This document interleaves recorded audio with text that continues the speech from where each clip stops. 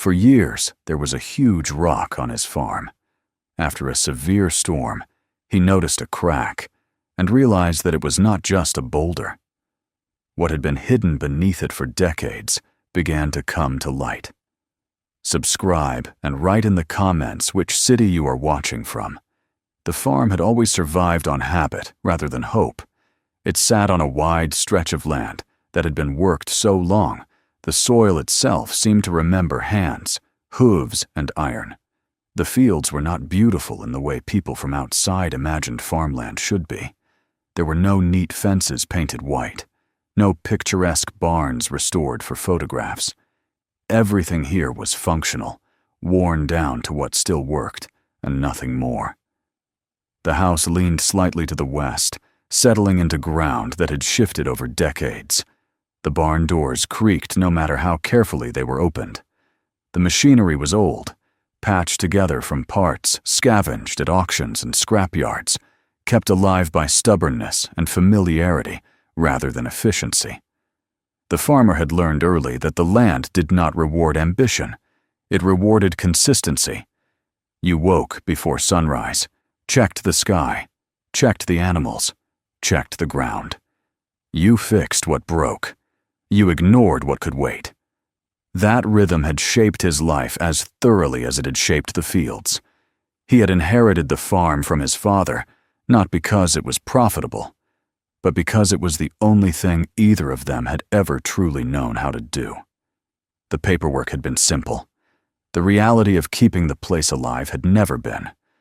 At the center of the western field, where the ground sloped just enough to make planting awkward, lay the stone. It was massive, larger than any natural boulder he had seen in the surrounding region. Its surface was uneven, but not jagged, worn smooth in places, as if it had been there long enough for the wind and rain to learn its shape by heart. Grass refused to grow properly around it. The soil near its base always felt denser, heavier, as though the earth itself resisted being disturbed there. The stone made no sense. It did not match the geology of the surrounding land. Other rocks were scattered across the property, but none approached its size or character. This one did not look like something left behind by a glacier or exposed by erosion. It looked placed. That thought had occurred to the farmer many times over the years, but he had never allowed himself to follow it far. Some questions, especially on land like this, did more harm than good. As a child, he had tried to dig near it once. He had been 10, armed with a shovel far too large for him, driven by the simple curiosity of wanting to know why the ground felt different there. He had barely broken the surface before his father's voice cut across the field, sharp and sudden in a way that still echoed in memory. His father had crossed the distance faster than the farmer had ever seen him move, snatched the shovel from his hands and thrown it aside. He had not yelled. That had been worse. He had simply said, very quietly, that the stone wasn't to be touched. Not now. Not ever. There had been no explanation. There never was. His father was not a man who indulged in superstition or symbolism. He did not talk about curses or bad luck. He talked about weather, prices, repairs, and the limits of what a man could control. The stone was the only thing he refused to discuss. Whenever its presence was mentioned, his father would change the subject or leave the room entirely. Over time, the silence around it grew heavier than any story could have been. After his father's death, the farmer had considered removing it more than once. There were machines now that could do the job. Contractors who specialized in clearing land. It would make the field easier to work, increase yield, maybe even make the property more attractive if he ever decided to sell. Each time he thought seriously about it, something stopped him. It was not fear, exactly. It was a sense of restraint that felt inherited rather than chosen. The stone had been there before him. It had been there before his father. And whether by logic or habit, he had learned to work around it. The storm changed everything. It arrived without subtlety, as storms often did in recent years. The forecast had warned of heavy rain and high winds, but nothing prepared him for the violence that followed. The sky darkened in a way that did not belong to evening. The wind rose suddenly, flattening crops and snapping branches like dry bones. Rain came in sheets so dense, the fields vanished behind them. Water pooled where it never had before, cutting new channels through the land, stripping soil down to raw earth. He spent the night awake, moving from window to window, listening to the house groan under the pressure. The barn roof rattled. The fences gave way in sections. There was nothing to do but wait and hope the foundations held. When morning finally came, it brought a silence that felt unnatural, as though the land itself was holding its breath. The damage revealed itself slowly. Trees lay uprooted along the edges of the property, their roots torn free and slick with mud. Sections of the field had collapsed inward, forming shallow gullies where water had rushed through unchecked. The fence along the northern boundary was gone entirely, posts ripped from the ground and carried off somewhere he could not yet see. It would take weeks to repair, months to fully recover. When he reached the western field, he stopped. The ground around the stone had changed. Where the soil had always been firm, it had sunk, forming a shallow depression that traced an uneven circle around the base of the rock. Mud clung to the lower surface, darker than the surrounding earth. The stone itself looked the same at first glance, but as he stepped closer, something caught his eye. A narrow vertical line ran down its face. It was not wide. At a distance, it might have been mistaken for a shadow or a trick of the light. Up close, it was unmistakable. A crack, clean and straight, extending from near the top of the stone down toward the ground. It was too precise to be the result of random stress. The edges were not jagged. They were smooth, worn in a way that suggested movement rather than fracture. He crouched instinctively, placing a hand against the stone. It was cold, colder than the surrounding air, and when he leaned closer, he felt it. A faint current, barely perceptible, flowing outward from the crack. Air moving steadily, carrying with it a smell he could not immediately place. It was not damp earth, it was not rot or decay. It was dry, mineral, and old. The words his father had once spoken, so casually dismissed at the time, surfaced without warning. This stone holds the ground together. He had laughed then, thinking it a metaphor, a farmer's way of saying the field would erode without it. Standing there now, feeling the breath of something hidden beneath his land, the words took on a different weight. He fetched a flashlight from the house and returned, heart beating harder than the effort warranted. He shone the light into the crack. It did not reflect back as it should have. The beam was swallowed, its edges fading into darkness almost immediately. There was depth there. Space. The realization settled slowly, each second heavier than the last. The stone was not simply resting on the ground, it was sealing something beneath it. The storm had not created the crack, it had revealed it. He stood for a long time without moving, listening to the wind moving through broken branches, to the distant sound of water still draining away. The farm felt different now. The land no longer seemed passive. It felt as though it had been holding something back, and that restraint had finally failed. By the time he stepped away from the stone, the sun had climbed higher, burning off the last of the low mist. From a distance, the field looked almost normal. The stone sat where it always had. Anyone passing by would see nothing out of place. Only he knew that the ground beneath his feet was no longer whole. As he walked back toward the house, he understood that whatever lay beneath that stone had never been meant to be found. And now that it had begun to surface, the quiet life he had built around habit and silence was already starting to fracture, just like the rock itself. The farmer did not sleep that night. The image of the stone followed him from room to room, from thought to thought. refusing to settle. Every sound outside the house seemed amplified, as if the land itself had become restless. Wind moved through broken branches, sending faint knocks against the siding. Somewhere in the distance, water still flowed where it had never flowed before. The farm had always been quiet at night, the kind of quiet earned through isolation and routine. Now it felt alert, strained, as though something beneath it had shifted and the surface had not yet adjusted.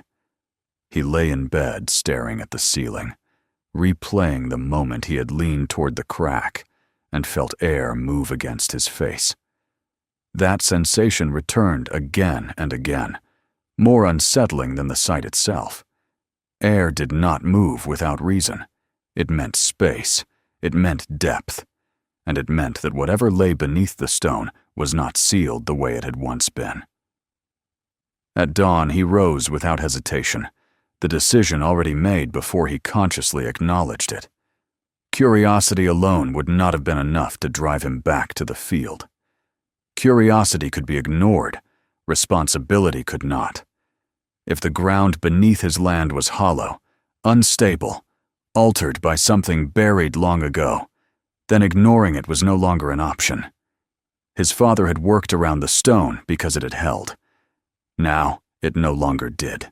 He gathered what he told himself were sensible precautions: a flashlight with fresh batteries, a length of rope, gloves, and a small set of tools he kept for fence repairs. Nothing specialized, nothing that would suggest he expected to find anything extraordinary. He avoided looking toward the telephone. There was no one he could call who would understand what he had seen, and no way to explain it without sounding uncertain, even to himself. The field was still damp when he returned. Mud clung to his boots as he approached the stone, the ground softer now, less resistant. Up close, the crack looked wider than it had the day before, though he could not be sure whether that was real or the result of his own anticipation. He set his hand against the stone again and felt the same cool current of air, steady and persistent. He knelt and began to clear away loose soil from the base of the crack. The earth came away easily, as if it had already been disturbed. With each handful removed, the opening widened just enough to confirm what he had already suspected. This was not a random fracture. Beneath the stone, there was a shape, a form that guided the collapse rather than resisted it. When he finally directed the flashlight into the opening at an angle, the beam caught on something solid and straight, a surface too even to be natural. He paused, heart beating faster now, and shifted his weight carefully. The soil beneath his knees slid slightly, revealing a narrow ledge that dropped away sharply beyond it. He did not climb in immediately. He sat back on his heels and closed his eyes, drawing a slow breath. The memory of his father's voice returned, not in words this time, but in tone. A warning delivered without explanation. Whatever his father had known, it had been enough to keep him vigilant for decades. That knowledge weighed heavily now, not as restraint, but as inheritance. When he committed to the descent, he did so deliberately.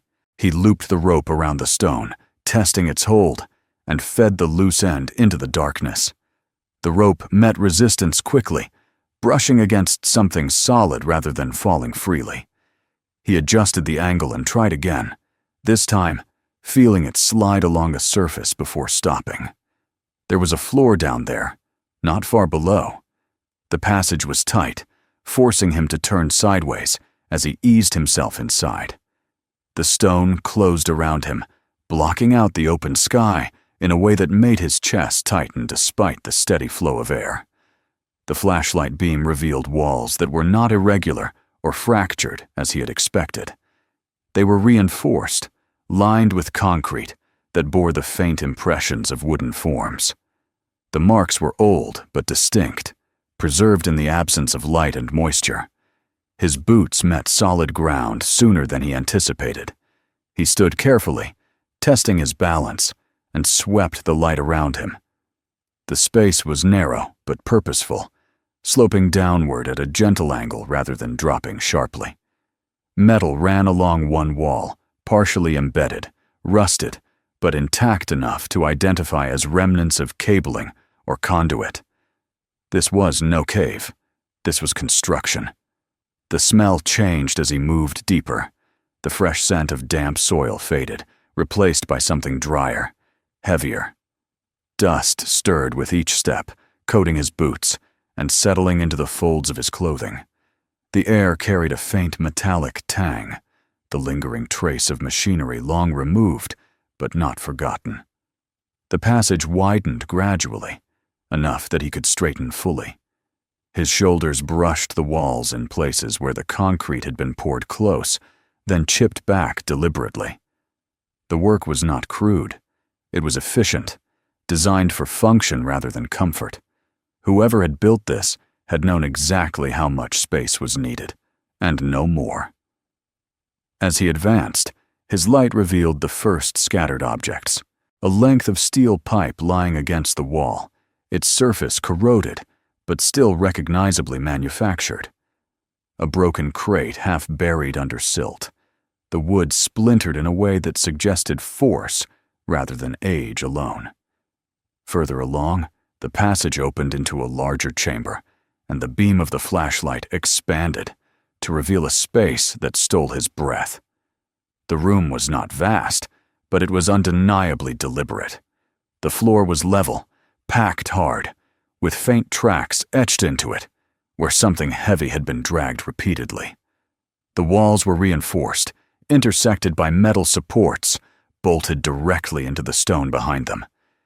The ceiling bore the marks of drilling and patchwork repairs, areas where something had been sealed hastily, then reinforced again. Barrels lay scattered near one wall, some intact, others collapsed inward. They bore no markings he could see, their surfaces eaten away by rust and time. Nearby stood the remains of machinery he could not fully identify, its shape distorted by corrosion and partial burial. It was not mining equipment, nor anything he recognized from agricultural use. It belonged to an industry that had never officially touched his land. He moved slowly, methodically, careful not to disturb more than necessary. The chamber felt wrong, not in a way that suggested immediate danger, but in its quiet certainty. This was not an abandoned experiment or a forgotten shelter. It was a place that had been intentionally sealed, not dismantled. The difference mattered. Against one wall, he found a stack of wooden pallets, their edges warped, arranged as though they had been left deliberately rather than abandoned in haste. On top of them lay fragments of protective gear.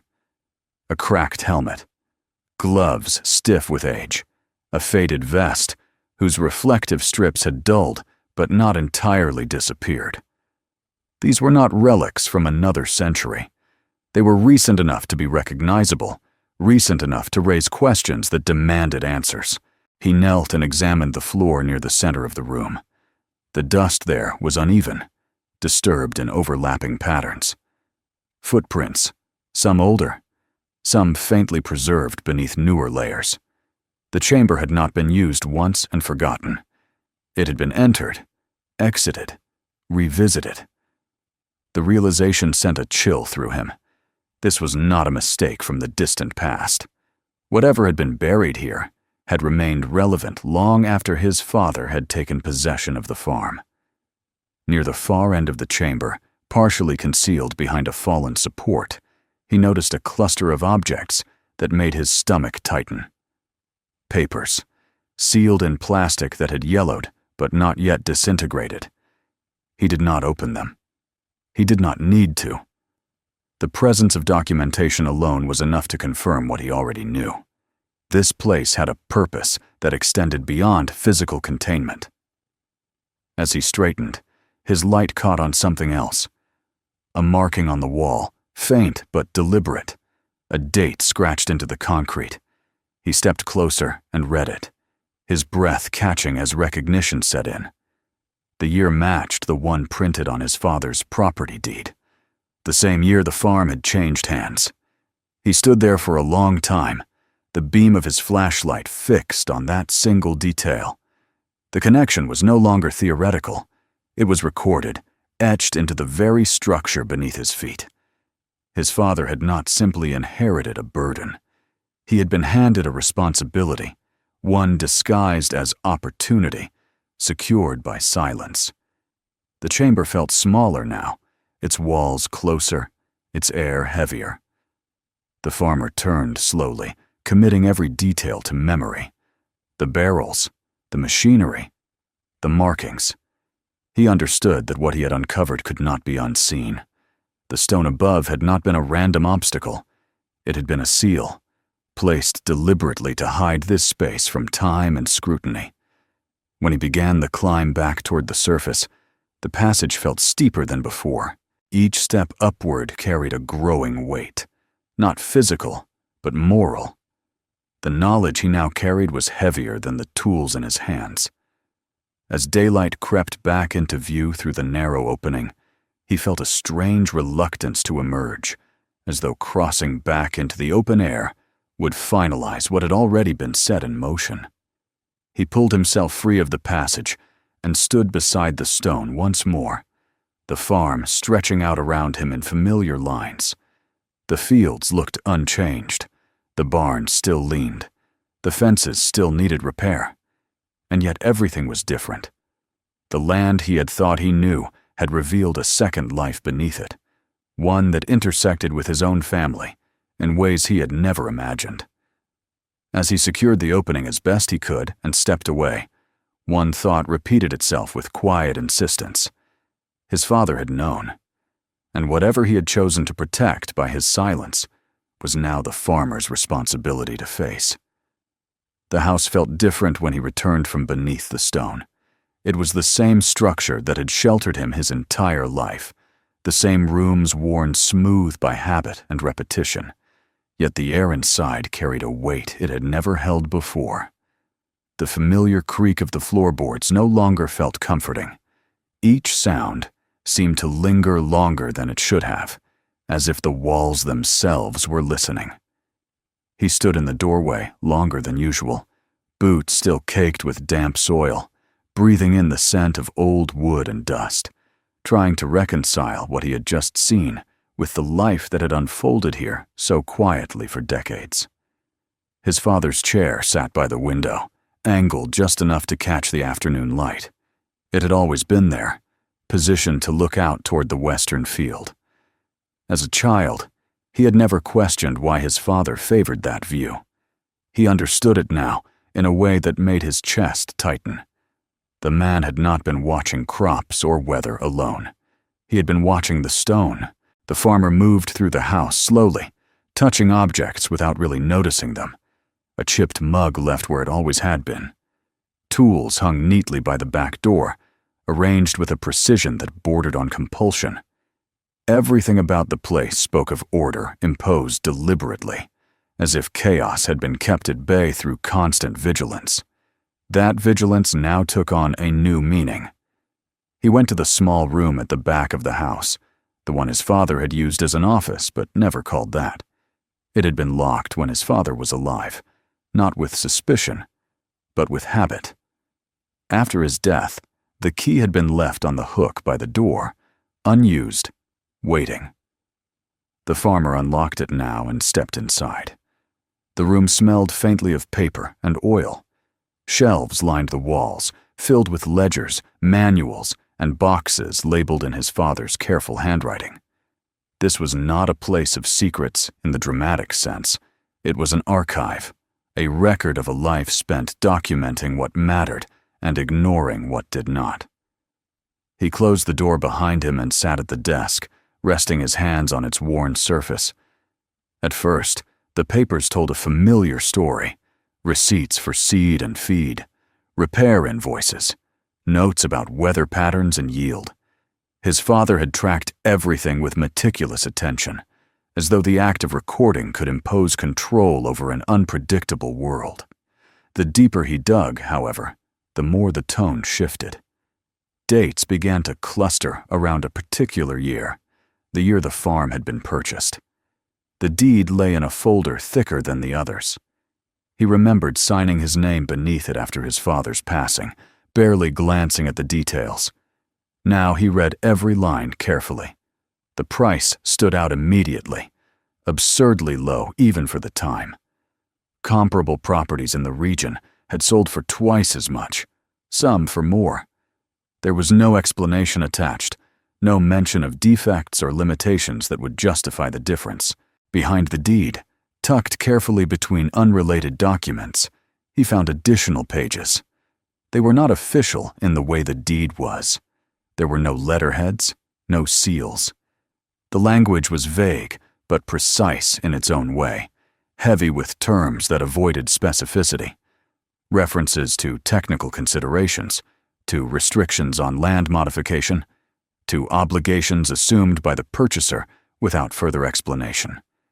It was written to sound harmless, almost bureaucratic. It was not. As he read, a pattern emerged. The document spoke of stability, of ensuring that certain conditions remained undisturbed. They framed compliance as responsibility rather than coercion, using phrases that suggested mutual benefit while quietly implying consequence. There were no direct threats. There did not need to be. The intent was clear enough. At the bottom of one page, his father's signature appeared again, slightly different from the confident mark on the deed. The letters were tighter, the ink pressed harder into the paper. He could picture the moment now, his father seated at this very desk, pen in hand, understanding that whatever he was agreeing to would shape the rest of his life on this land. The farmer leaned back in the chair, closing his eyes briefly as the pieces aligned. The farm had not been sold cheaply by chance. It had been transferred. The stone had not been an inconvenience accepted reluctantly.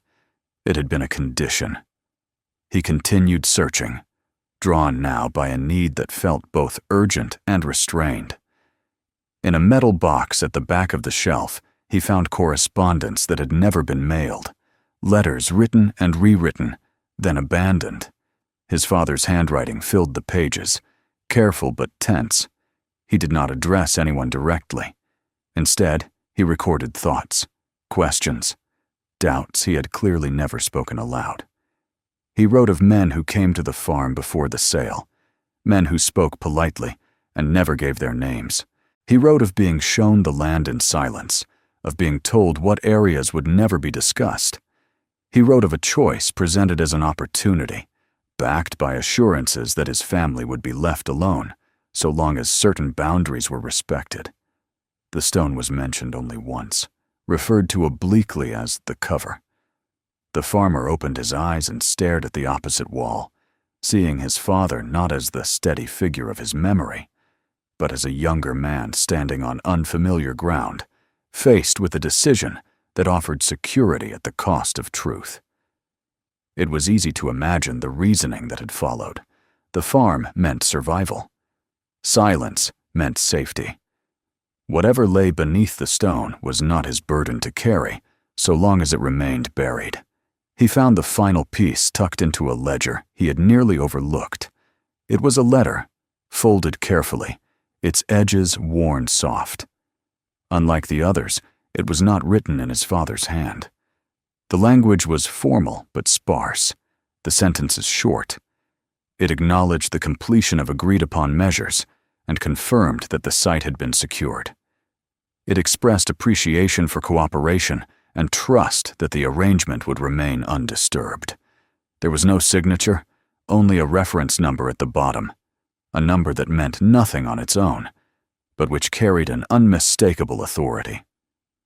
The farmer sat in silence for a long time, the letter resting in his hands. He thought of all the moments when his father had walked the fields at dusk, pausing near the western slope longer than necessary. He thought of the way his father's eyes had tracked every storm, every heavy rain, as though measuring not just damage, but risk. He thought of the discipline with which his father had kept the land unchanged, resisting improvements that might have drawn attention or required inspection. The truth settled heavily, not as shock, but as confirmation of something he had always sensed, but never articulated.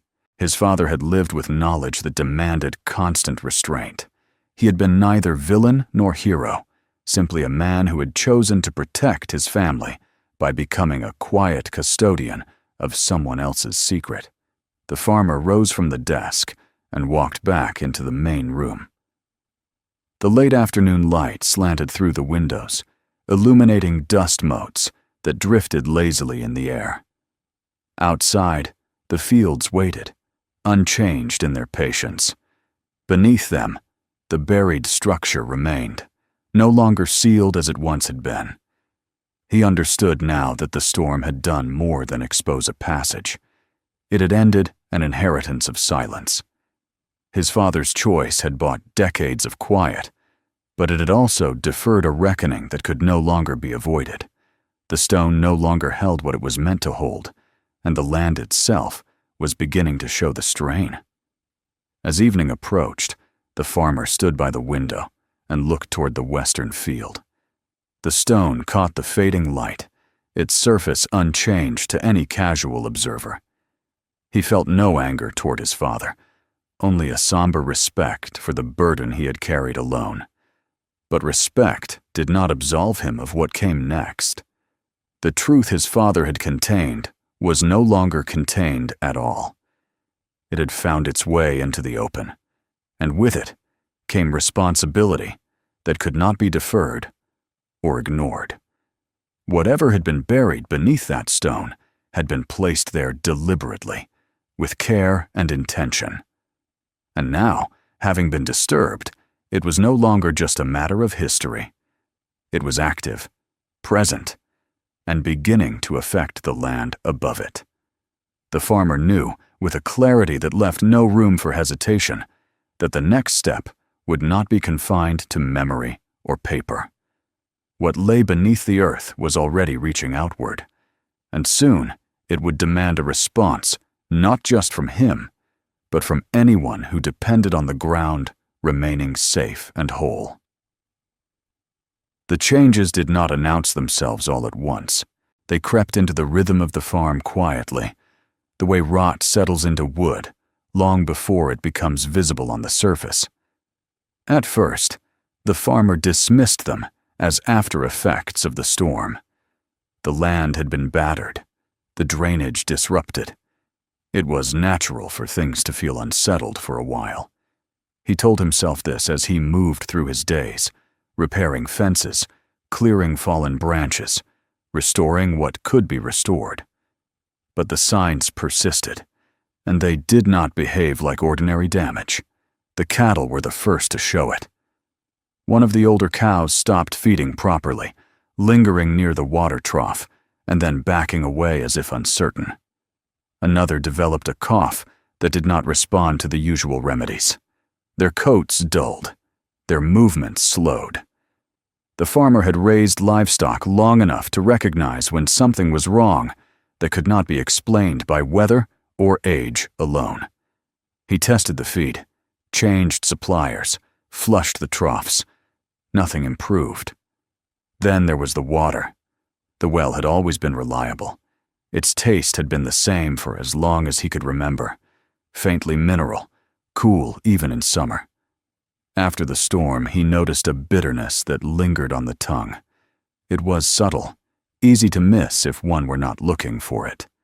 He boiled the water, filtered it, told himself it was nothing more than disturbed sediment. Still, he began driving into town to fill containers rather than relying on what rose from beneath his land.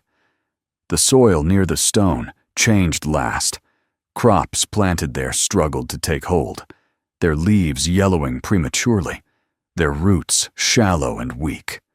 Where the earth had once been stubborn but fertile, it now felt tired, resistant in a way that had nothing to do with drought or nutrient balance. He dug test holes, turning over the soil by hand, and noticed discoloration he had never seen before. Faint streaks of gray and rust red woven through the darker loam. At night, He lay awake, listening to the farm settle around him, his mind returning again and again to the chamber beneath the stone.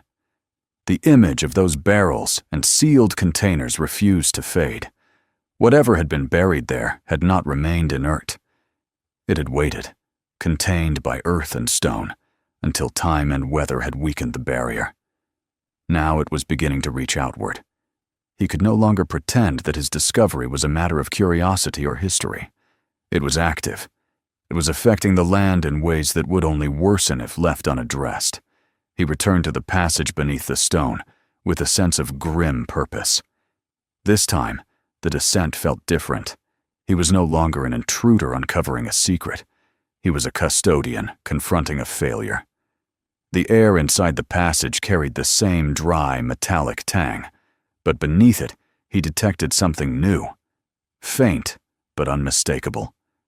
A sharpness that irritated the throat, subtle enough to be ignored for now, but present all the same. The chamber had changed. At first glance, everything appeared as it had before. The barrels lay where they had been, the machinery silent and corroded. But as he moved closer, shining his light into the deeper corners, he saw the signs of degradation that had not been apparent during his first visit. One of the barrels had collapsed entirely, its seams split, its contents long since absorbed by the ground. Dark stains spread outward from it, soaking into the packed earth. He crouched and touched the soil near the stain, then pulled his hand back quickly. It felt wrong, slick in a way that earth should not feel.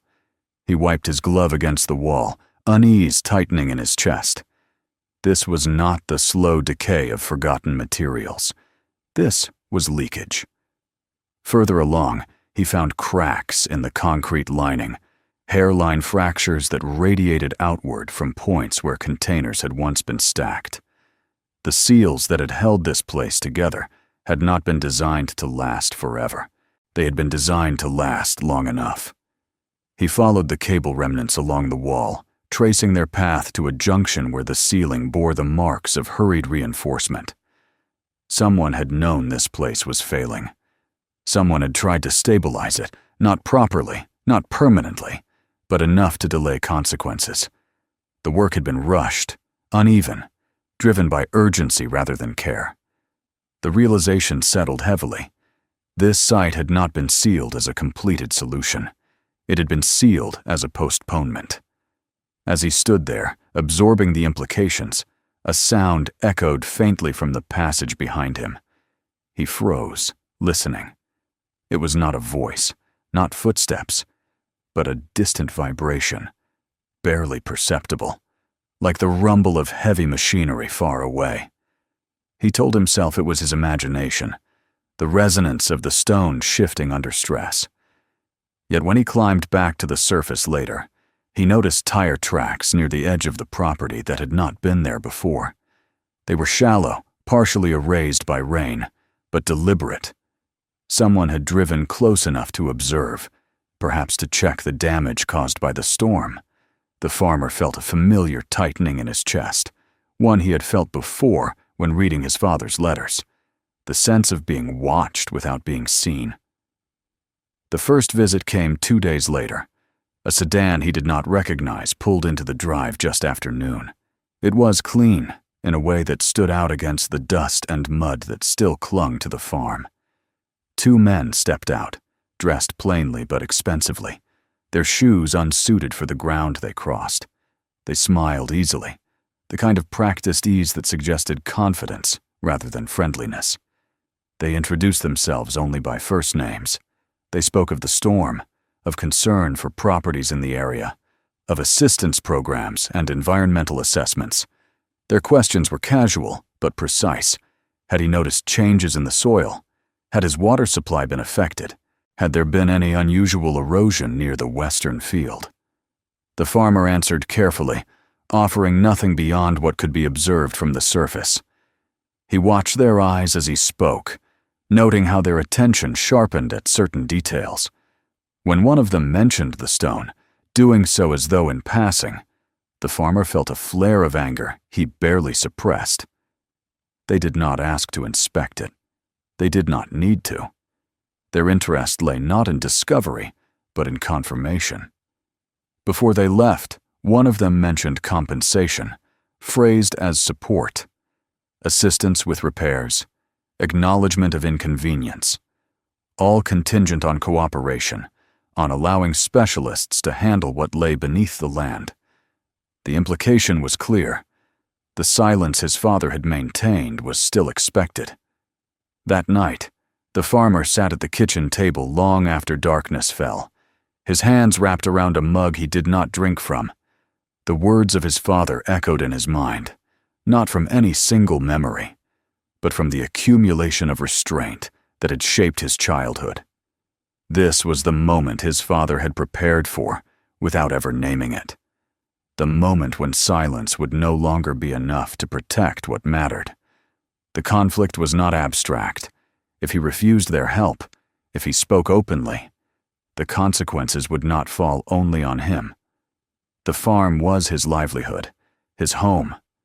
The land supported neighboring properties, fed into shared water systems. If whatever lay beneath the stone continued to leak, the damage would spread beyond boundaries drawn on paper. He returned to the chamber one final time before deciding what to do.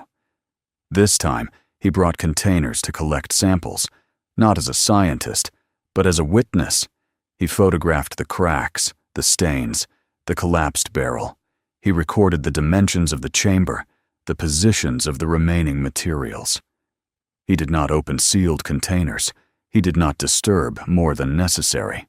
He understood now that this place was no longer his to manage alone. When he emerged into the open air, the sky was clear, deceptively calm. The stone stood where it always had, its surface unchanged.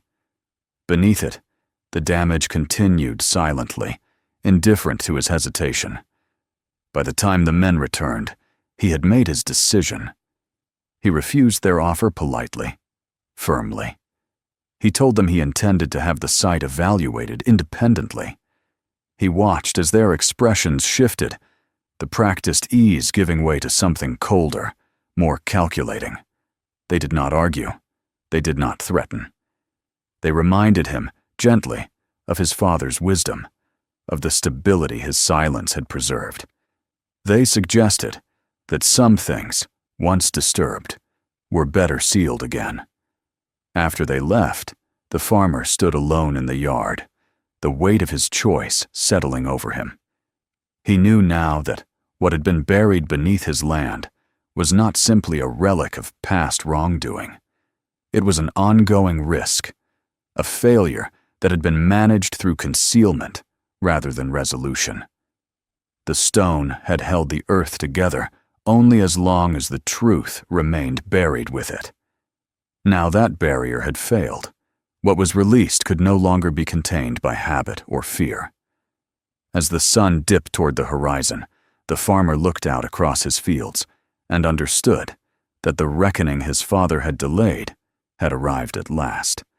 And whatever it would cost, he knew he could not become another silent keeper of a secret that was already poisoning the ground beneath his feet. The decision did not bring relief. It brought momentum, and with it, a sense that events were now moving beyond his ability to slow or redirect them. The morning after he refused the men's offer, the farm felt exposed in a way it never had before. Not vulnerable to weather or debt or the slow grind of time, but to attention. Every sound on the road made him look up. Every unfamiliar vehicle passing the property lingered in his mind longer than it should have. Silence, once a shield, had become a liability. He began by organizing what he had gathered: photographs, samples, copies of documents from his father's files, his own written observations.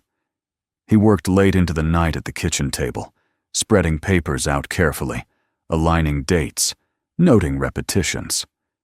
The pattern that emerged was not neat, but it was coherent. The chamber beneath the stone had not existed in isolation. It belonged to a larger effort, one that had required planning, authorization, and sustained oversight. Too many details aligned for it to be dismissed as an anomaly or a mistake. He reached out beyond the circle his father had never crossed. He contacted an independent environmental firm first, choosing one with no local ties and a reputation for discretion that did not depend on silence. He did not lead with accusations. He presented facts: unusual soil degradation, water contamination, an undocumented underground structure predating his ownership of the land. The response was cautious, but not dismissive. They asked for samples. They asked for access. Word traveled faster than he expected. Before the firm could even schedule a site visit, representatives from the same entities that had approached him earlier returned, this time without pretense. Their tone remained polite, but the language hardened. They spoke of jurisdiction, of liability, of the risks of misinterpretation. They warned him that involving outside parties could complicate matters unnecessarily. He listened, saying little, already aware that their urgency confirmed everything he suspected. The first article appeared 2 weeks later, published by a regional outlet that specialized in long-form investigations. It did not name names. It did not draw conclusions. It described a storm, a farm, and an unregistered subterranean structure discovered beneath a massive stone. It raised questions about land transfers, environmental responsibility, and oversight. It included photographs, enough to be undeniable, enough to ensure the story could not be quietly buried again. The reaction was immediate. Officials arrived within days, some openly, others less so. Inspectors, surveyors, and consultants moved across the property with clipboards and equipment. The stone was cordoned off. The passage beneath it was formally documented for the first time. Samples were taken under supervision. The chamber was mapped in detail, every barrel, every crack, every sign of degradation catalogued and photographed. The men who had once spoken to him casually no longer did so. Their presence was replaced by formal letters and carefully worded statements. Responsibility diffused outward, spread thin across agencies and decades. No single person claimed ownership of the decision to bury rather than dismantle. No single signature carried the weight of the consequences. It was, as these things often were, a failure shared so broadly that it had belonged to no one. The investigation expanded. Records long considered, settled, were reopened. Land transactions from the period surrounding his father's purchase were re-examined. Similar stones were identified on other properties, some removed years earlier without comment, others still in place. The scope of what had been hidden grew with each revelation. It became clear that the chamber beneath his farm wasn't unique. It was simply the one exposed by chance and weather rather than design. For the farmer, the cost was immediate and personal. His name became inseparable from the story. He was interviewed, quoted, questioned. Some praised his refusal to remain silent. Others accused him of exaggeration, of endangering livelihoods, of seeking attention. Old acquaintances stopped calling. New ones appeared, eager to align themselves with a cause that had momentum but uncertain consequences. The farm itself suffered under the scrutiny. Operations were disrupted. Access was restricted. Livestock had to be relocated temporarily, while the soil and water were assessed. Financial strain mounted as repairs were delayed, and assistance stalled behind layers of review. There were moments when the farmer wondered whether his father's choice, however flawed, had been the kinder one. Those moments passed. They passed when test results confirmed contamination that could not have occurred naturally. They passed when documents surfaced showing that internal reports had warned of long-term degradation long before the farm was sold. They passed when it became clear that the stone had not been placed merely to hide, but to delay accountability until those responsible were no longer present to answer for it. The stone was removed at last, not quietly, but under watchful eyes and recorded proceedings. Heavy machinery arrived, the same kind that had once placed it there with deliberate care. As it was lifted free of the ground, the void beneath it yawned open, stark and undeniable. The chamber was no longer hidden. It stood exposed to daylight, stripped of the anonymity that had protected it for decades. Standing at the edge of the excavation, the farmer felt no triumph, only a solemn recognition of what had been lost and what could not be undone. His father had believed the stone held the earth together. In a way, it had. It had held a fragile balance built on omission and fear.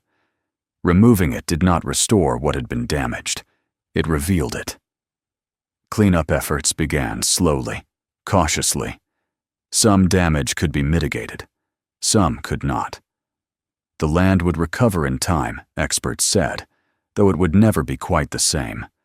Neither would the community that had lived alongside the secret without knowing it. Trust, once eroded, did not return easily. In the months that followed, the farmer received letters from strangers. Some were brief notes of gratitude. Others were long accounts from people who suspected their own land carried similar histories. A few came from former employees and contractors who had known pieces of the truth but had never seen the whole. Silence, he learned, was rarely born of ignorance alone. It was cultivated. One evening, long after the machines had gone and the officials had moved on to the next phase of documentation, the farmer walked the edge of the western field. The ground was uneven where the stone had been, scarred but open to the sky. Grass would grow there again, eventually. He knew that. The land endured, even when people failed it. He thought of his father then, not with resentment, but with understanding, sharpened by distance. The man had lived within the limits imposed on him and had chosen what he believed would protect his family. The farmer had chosen differently, not because he was braver, but because the cost of silence had finally outweighed the cost of truth. The storm that had begun, it all felt distant now, a memory softened by time. Yet its effects remained, written into the land and the record alike. The stone no longer held the earth together. It no longer needed to. What lay beneath it had been brought into the open, where it could no longer be denied or deferred. As the light faded and the field settled into evening, the farmer understood that some foundations were never meant to last forever. They existed only to postpone a reckoning. When they failed, as they always did, what mattered was not how long the secret had been kept, but who chose to end it. He turned back toward the house, toward a future no longer defined by inheritance of silence, and accepted the uncertainty ahead as the necessary price of finally allowing the ground to breathe. If this story made you think, subscribe to the channel. Watch the next video and explore the others on the channel. Share this video with someone who values truth over silence.